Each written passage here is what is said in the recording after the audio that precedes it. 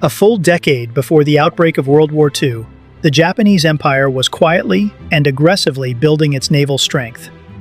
But there was a massive problem standing in their way: the international community.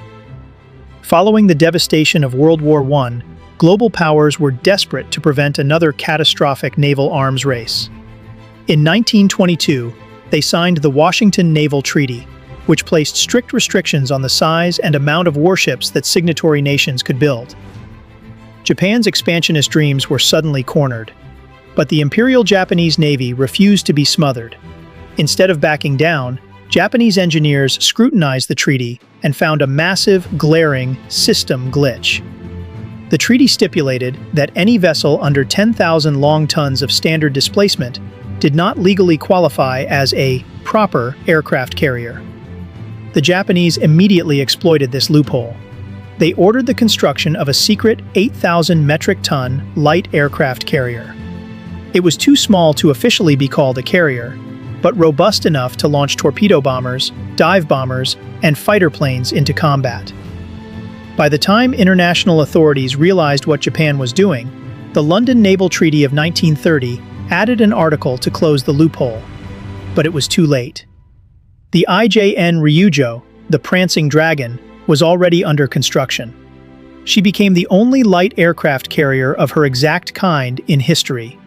She was, by all definitions, an outlaw vessel. Because the Ryūjō had to stay under the strict weight limits of the loophole, she was an absolute engineering nightmare.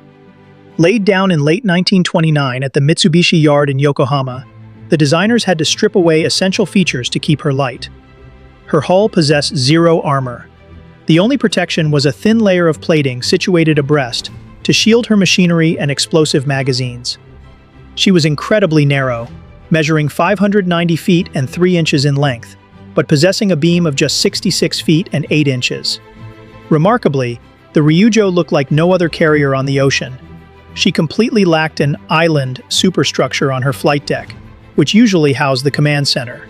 Instead, to save weight and avoid flight deck interference, her navigation and control bridge was awkwardly shoved underneath the forward lip of the flight deck, encased inside a long, glassed-in greenhouse. Initially, she was designed with a single hangar to hold just 12 operational aircraft, 9 Mitsubishi B-1 M2 torpedo bombers, and 3 A-1N1 fighters. But before her launch in 1931, the Imperial Japanese Navy made a terrifying demand. They increased her required aircraft stowage to 48 planes. To physically fit that many aircraft onto the ship, engineers had to slap a second hangar directly on top of the original one. This completely ruined the ship's center of gravity. Combined with her extremely narrow beam and low freeboard amidships, the second hangar made the Ryūjō unacceptably top-heavy and terrifyingly unstable in rough seas. The Japanese Navy attempted to fix her terrifying wobble by fitting Sperry gyro stabilizers, but the ship remained a profound danger to her crew of 600 officers and enlisted men. In 1934, the Tomozuru, a Japanese torpedo boat, violently capsized in a storm due to similar top-heavy design flaws. Panicking, the Navy recalled the Ryūjō. She was docked, her keel was strengthened, and she was fitted with shallow torpedo bulges and extra ballast to stop her from flipping over. But the ocean wasn't finished with the outlaw carrier. In 1935, during the infamous Fourth Fleet incident, the Ryūjō was caught in a massive typhoon. The storm severely damaged the ship, forcing her back to the Kure Naval Yard for emergency modifications. Engineers raised her distinctive low forecastle by 10 feet. They added a flare to prevent the ocean from swallowing her decks, and they rounded off her bridge and front flight deck, shortening it by 6.5 feet. She was refitted multiple times throughout her life, but the brutal truth remained. Her underwhelming, top-heavy design was never truly fixed. Despite her horrific instability, the Prancing Dragon became a relentless weapon of the Japanese Empire. During the Second Sino-Japanese War in the summer of 1937, she arrived off the coast of Shanghai. Her aircraft, a mix of D-1A1 dive bombers and fighters, decimated Chinese airfields and neutralized enemy planes without taking a single loss. When the Pacific War erupted, the Ryūjō was sent to the front lines. On December 8, 1941, she attacked the American naval base at Davao in the Philippines. By March 1942, during the Battle of the Java Sea, 6 of her B-5N Kate bombers hunted down and sank the abandoned American destroyer USS Pope. She sailed into the Indian Ocean, mercilessly harassing merchant shipping and blasting the Indian ports of Kokonada and Visakhapatnam.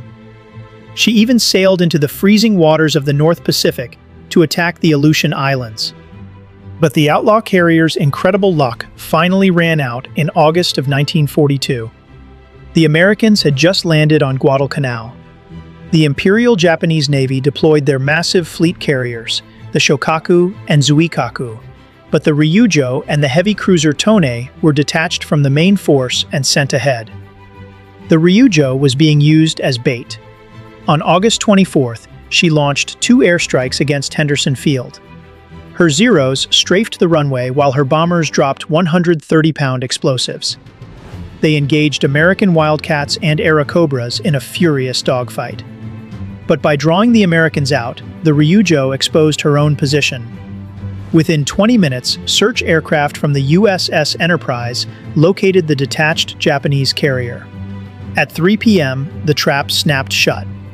The USS Saratoga launched a massive, unescorted strike force consisting of 31 Douglas Dauntless dive bombers and 8 Avengers. They swarmed the Ryūjō from the sky.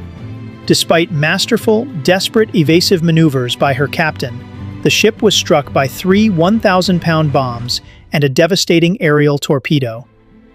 Because the Ryūjō had no armor, the torpedo tore through her hull, causing extreme flooding in her starboard engine and boiler rooms. The top-heavy, unstable carrier immediately began to list.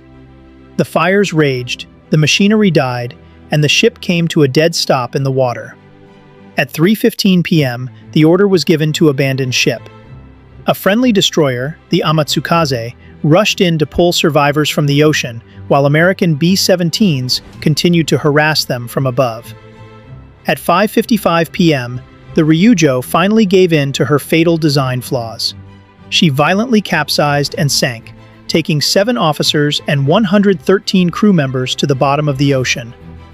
High above the wreckage, 14 of her returning aircraft realized their floating runway was gone and were condemned to ditch into the unforgiving sea. It was the violent end of an illegal aircraft carrier built against all odds, a flawed, wobbling machine that exploited a loophole to earn a terrifying place in naval history.